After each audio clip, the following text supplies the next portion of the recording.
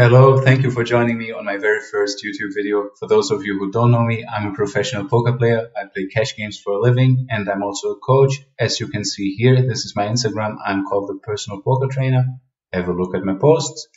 I call myself the Personal Poker Trainer because my coaching is inspired by personal trainers at the gym, in the sense that I want to know your game and your goals very well to then provide you with a strategy that's built around your strengths. It'll be exploitative, but of course I'll make sure you know the fundamentals of game theory as well. And I'll also provide you with a training plan so you can effectively work off sessions. If you have any questions about my coaching, please follow me on Instagram and send me a message there. Or I'll also leave my Discord or my email in the YouTube description and you can contact me there. I try to reply to everyone every day. Now about my videos, I'll try to keep them a bit shorter in the first ones. So I'll analyze one hand of an Instagram follower who sent me this hand with a few comments. I ask for the comments because it's not enough to tell him whether he played right or wrong. I need to give him feedback on his thought process so he can improve. Here we have ace king off on the button against the big blind. He checks to us in the single raise spot and we decide what to do. I'll read what my follower said. He said, I c-bet because I have top pair, top kicker. He can call ace queen, ace jack, ace 10, etc. So I used half pot. I do not like a thought process very much because the first thing you need to do is to look at the cards in the middle. A6-3 rainbow. Is it good for us, the button? Is it good for the big blind? Is it neutral?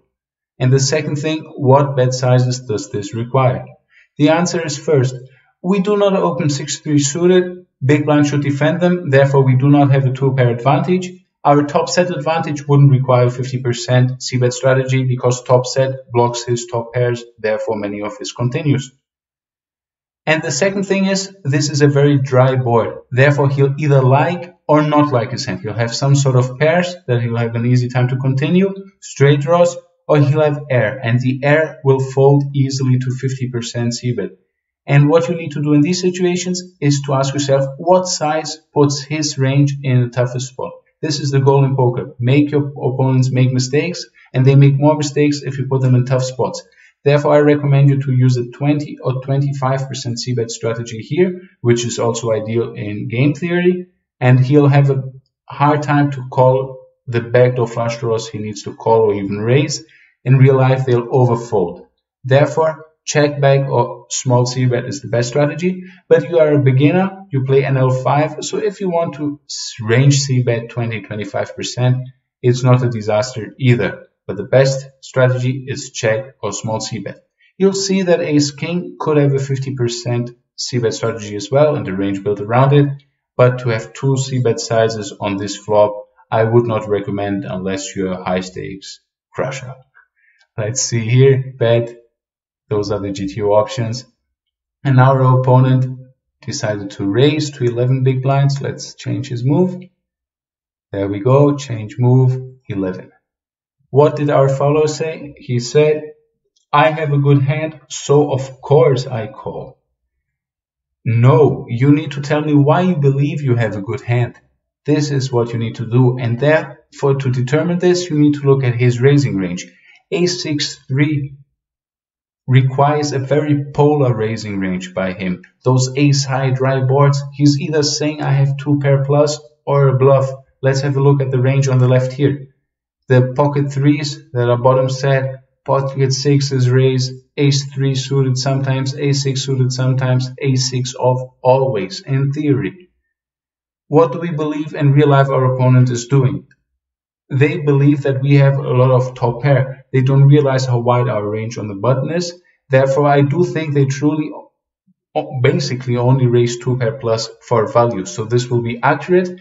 And he could even have a stronger range because he could be raising more than his very few ace-3 suited, for example, and 6-3 suited. It's about it. So he'll have a similar value range. But now let's have a look at the bluffs. He should be always raising 4-5 suited the straight draw. He should also find raises with bottom pair and mid pair like 6-4 suited, 3-5 suited, and also backdoor and gut shot straight draws like 5-2 suited, 7-4, 7-5 suited, even some ace-5 suited, 8-5 suited, sorry, and some king-high backdoor flush draws, king-5 suited, king-4 suited.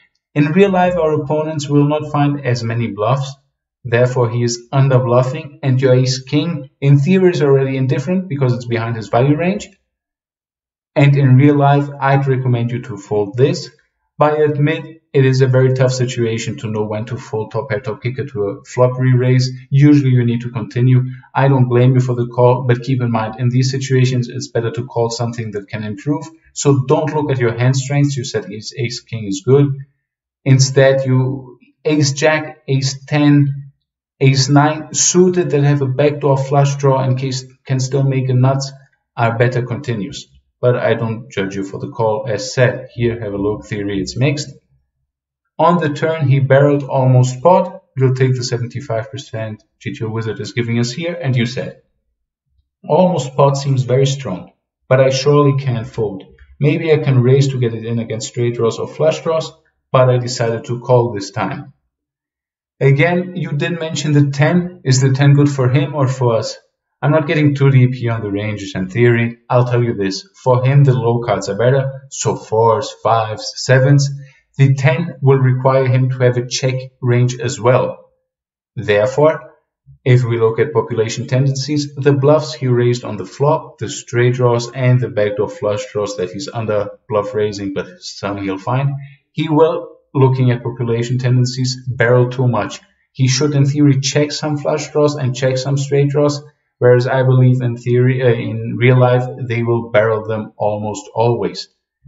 The 10 doesn't improve his hands to 2 pairs because he didn't raise ace 10 or 6-10 suited, he wouldn't raise them.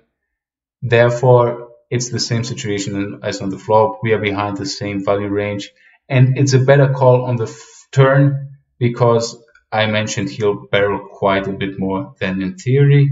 So I'm okay with the call on the turn. It's not a jam, by the way.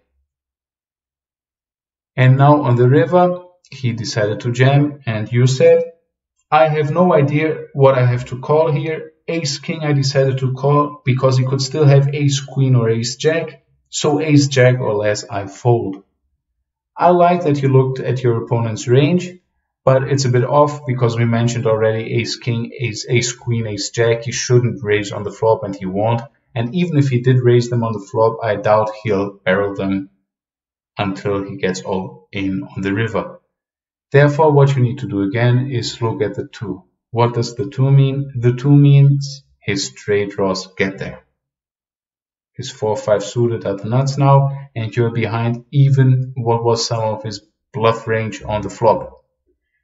Therefore, you have an easy fold, because now he, to have a balanced range, needs to find all those bluffs with the unnatural bluffs for him on the flop that he probably didn't even raise and folded on the flop. In theory, what would you do to decide? You would look at your suits and you will think, do my suits block his bluffs or not? And you wouldn't look at hand strengths. Maybe an ace jack or ace queen is a better call because look on the left, he should be raising some king high hands that now he could be bluffing. So the king is blocks some of his bluffs. So ace queen, ace jack that beginners will think are worse are actually a better call on the river. But as said, you need to think exploitatively here. They will be under bluffing, so you will be over folding.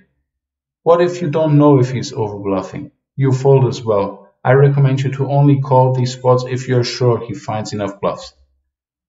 That's it for the first video. Let's call here to see the answer. It is a fold, but some suits may find some calls, I believe. But most of the ace king off will fold, some ace queen, ace jack will call, but please fold them always.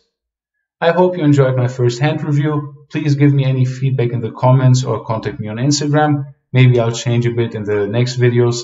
It depends what you guys want to see, especially if you have any suggestions that isn't out there on YouTube, because I like to have a new format maybe.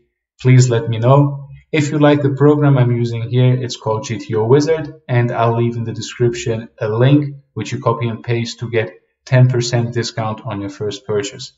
I hope that you guys watch the next video. See you then.